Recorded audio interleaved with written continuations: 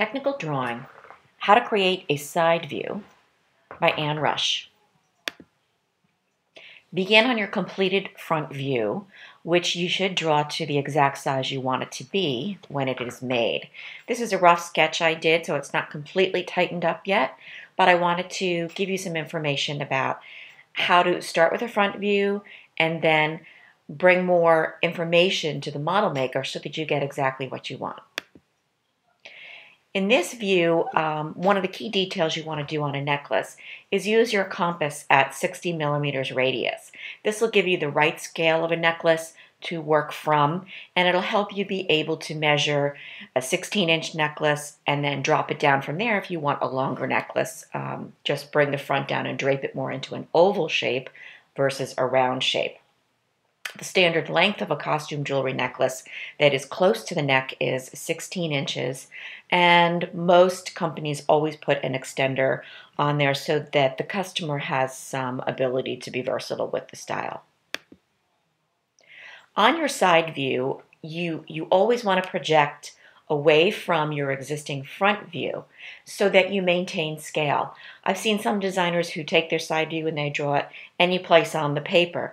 That makes it very difficult for your model maker to figure out which part you're drawing the side view for and if you've kept the scale exactly the same. This way you don't have to measure it completely all the way through your drawing of the side view. If you extend it down, you will maintain the correct scale as you drew it from the front. Here I'm showing, again, very roughly, because this could be tightened up a great deal, how to extend down each point of the side view. So you can see where I've extended down from the table of the stone, that center portion, how wide that is. Then the angles of the stone, how those come to the edges, the placement of the prongs, where those will end up on the side view, and then adding into the side view the thickness of metal that stone will sit on. So the model maker gets the entire picture from the front and the side of what you are trying to achieve in your design. Then what I did on this view is added quick measurements, because sometimes you'll send these designs very quickly electronically to your factory or your model maker for approval, and very often they are going to go into Illustrator or a program to create a really tight technical drawing which will be transmitted directly to a model making machine, for instance, or to their actual human being model maker, which they still do. So adding these quick measurements in there will give them the idea of what the scale is, and will give them the ability to ask you questions about how this is linking, what's happening, is it an open back setting from behind.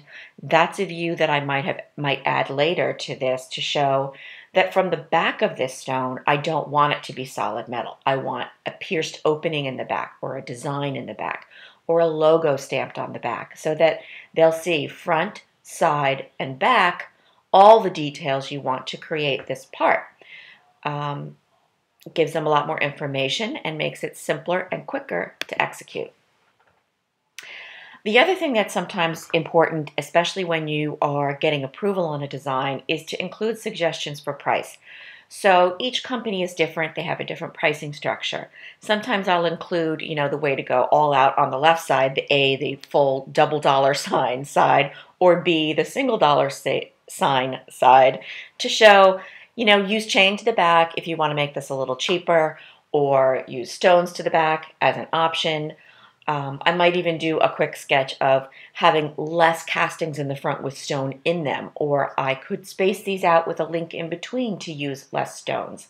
So once you become more familiar with the parts of a design that drive the cost higher, you will also, as a freelance designer, be able to suggest ways to maintain the integrity of a design and the beauty of a design, but bring the cost down for the person who needs to create it. My final slide here is why a side view matters, and what I find with new designers especially who are learning to project to the side, they keep things very flat, and that's fine. Sometimes a flat design is exactly what you want. But then also take into consideration beautiful jewelry. Look at vintage jewelry. Look at the models that are made of things that you are drawn to and why they are beautiful. Turn them to the side and study them.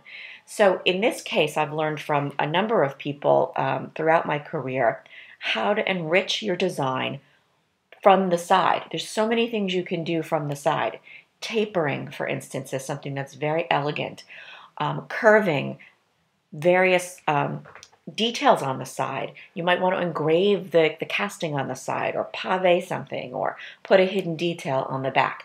So these are things that you take into consideration as you design from the side as well. So here I did a clip earring, and I'm showing how this might be a little more improved by curving the back and giving it some more thickness, so that when you put this on your ear, it's also taking into consideration how the person wears this and how it sits on the body. So those are a few details on technical drawing. Please get in touch and let me know if this was helpful to you, and if there's any other aspects of drawing or sketching that you'd like to hear more about. Thanks.